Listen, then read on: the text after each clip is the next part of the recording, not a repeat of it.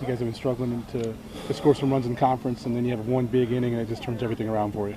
Yeah, we've been struggling because you're facing some good arms too. I'd like to think we can swing the bat better, but it's 4 straight days. You're just facing a really, really good arm, and Appel was really good early, and that's why you just play all 9 innings. You just never know what's going to happen. I thought we put some pretty good swings on it in the middle of the game and didn't have much to show for it. Got that too, and then just the one big inning gives you a chance.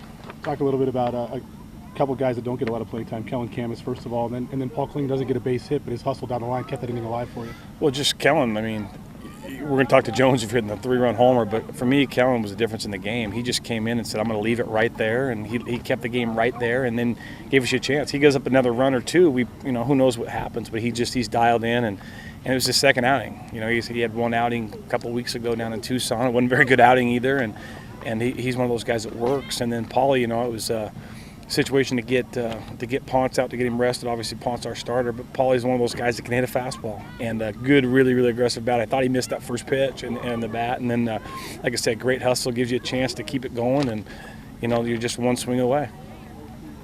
Right before Derek went to the plate that last at bat, they made a pitching change. You had a chance to talk with the guys right outside the dugout real quick. Was there anything specific you said to him? Well, just don't get picked off. We don't want Brett to get picked off. And, Coach Boroff does a great job with their hitters, talks about, hey, sit on a slider here. And we knew he was going to get a slider. Reed's a real good arm, the guy that Jones hit the home run off of, but we knew he was going to get a slider. He's going to get multiple sliders in that at bat, and he sat on it. And credit to Derek, get it out and won the game for us. The resiliency of your team, being down to Gonzaga, being down big in this game, and being able to battle back. Well, that's great. We didn't have that resiliency early. The first 19 ball games of the year, you didn't see a lot of that out of us. And, but these games are great for lots of reasons. And one of the best reasons is that nothing's beyond our imagination now. When you're down 8-0 to Stanford late in the game, you're supposed to lose that game. In the big scheme of things. But, it doesn't matter the situation from here on out. They're going to feel like we got a chance. We came back against one of the best clubs in the country with maybe the best pitching staff. So there's never going to be in a situation where they're going to be in this year thinking like, hey, we haven't done this before. We've done this. So hopefully it pays dividends. I like to get ahead. I like to be in the lead. But, we'll definitely take this one. We needed it.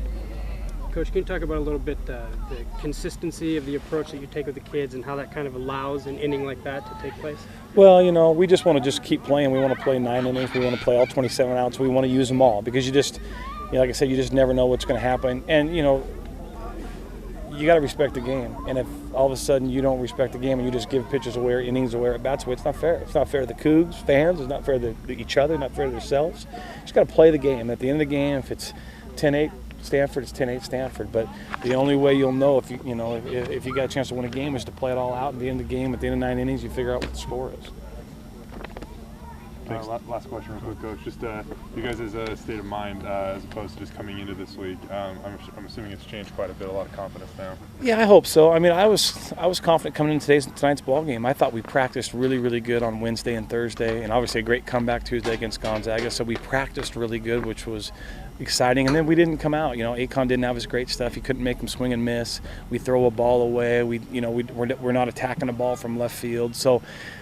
But, like I said, that's the first part of the game. You got to play 9 innings. So I know this last 3 or 4 innings gave us some confidence, and hopefully we can bring it over to tomorrow and play good baseball. We haven't played a lot of good baseball in the first 21 games, so I hope in the next, 30-some games we can play good baseball.